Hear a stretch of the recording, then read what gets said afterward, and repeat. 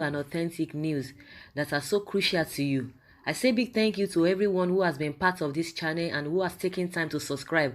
And if you are yet to subscribe, I say please click the red subscribe button and also the bell icon. The bell icon will allow you to get notified anytime we publish any.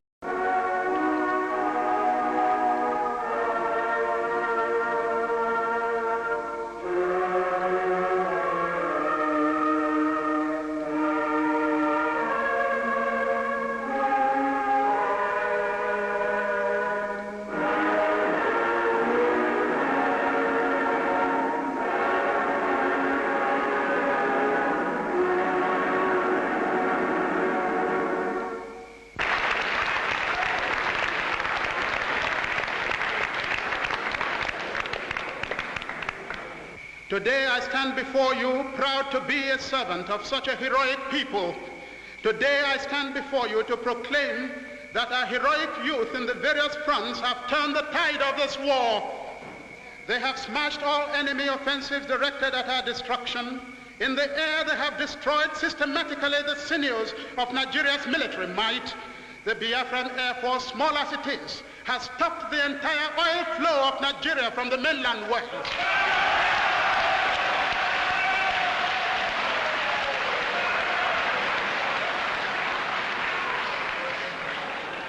All protestations to the contrary by the British Broadcasting Corporation and Harold Wilson are mere wishful thinking. Our gallant boys are men tempered of steel. They have wrested the initiative from the Gawan enemy, and the Nigerian hordes are in trepidation and on the point of rout. The confusion of the enemy in the battlefields is only matched by the confusion in his home. Fight on, brave boys, fight on, heroes of our fatherland.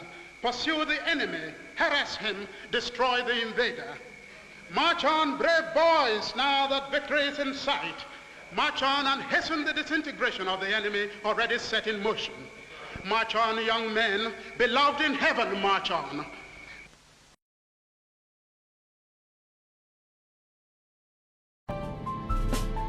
Biafra, a brief history. 50 years ago, the Igbo people of southeast Nigeria seceded, declaring an independent Republic of Biafra and sparking a brutal civil war that left about 2 million people dead. The coups and secession.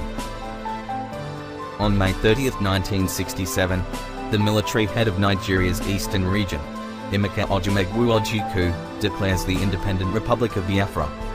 His move comes 2 days after the head of Nigeria's military government, General Yakubu Gowon, divided the federation into 12 states, including 3 in the east. Biafra, accounting for less than 10% of Nigerian territory, at the time had a population of 14 million out of 55 million nationwide. Its mainly Christian population was 2/3 Igbo. Since independence from Britain in 1960, Nigeria had managed to stay a single entity despite historic enmity between the mainly Muslim north and the largely Christian south. But the Igbos felt discriminated against by the 2 other main ethnic groupings, the Northern Hausa Fulani and the Yoruba in the southwest. In January 1966, Nigeria suffered its first military coup, led by the Igbo General Johnson Agi Ironsi. A counter-coup launched in the north in July kills Ironsi and many of his senior Igbo officers. Thousands of Igbo civilians are killed in reprisals, especially in the north, and millions of survivors flee back to the southeast. The government rejects the secession of the southeast, which is rich in agricultural and mineral resources, especially oil. The bombardments and blockades. Gowon announces a general mobilization and denounces the independence declaration as an act of rebellion, saying it will be crushed. The military imposes a blockade on eastern Nigeria. On July 6, the army unleashes a general offensive with its first air bombardments. In October, federal troops take Biafra's capital, Enugu, then the port of Calabar. Onitsha and Port Harcourt are recaptured in the first months of 1968. Britain, the Soviet Union and the Organization of African Unity, the forerunner to the African Union, sided with the federal government, supplying arms and ammunition in what some called a one-sided war. Only a few African countries and France backed Biafra. The humanitarian drama.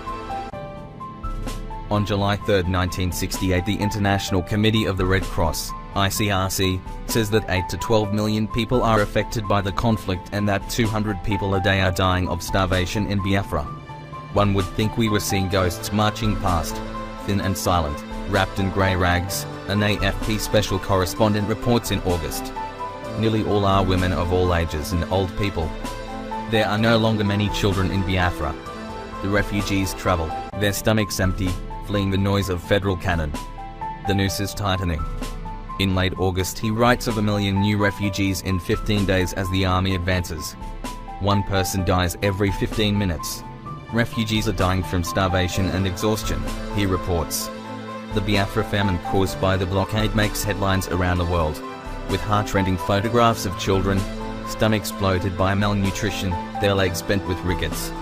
A handful of French doctors working for the ICRC, including the future French government minister Bernard Kouchner, brush aside convention and political borders to launch an aid effort. In 1971, they go on to found Médecins Sans Frontières, Doctors Without Borders. No victor, no vanquished. From August to September 1968, the army retakes several towns after a major offensive.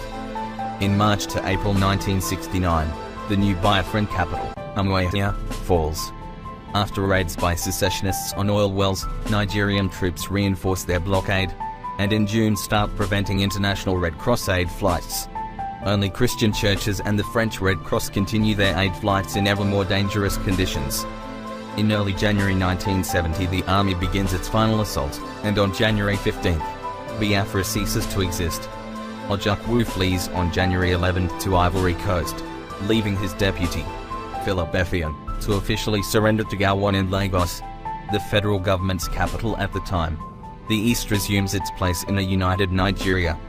Gowon vows no victor, no vanquished, and pledges to work for national reconciliation. But resentment lingers and deepens over the decades, as the Igbo complain of a lack of investment in the southeast, which many view as a punishment for Biafra. The war invests considerable power in the army, with military coups becoming a feature of Nigerian political life for decades. In the next episode we shall examine the prelude to the first military coup in Nigeria, its consequences and the war in more detail. Thank you for watching. Please don't forget to subscribe.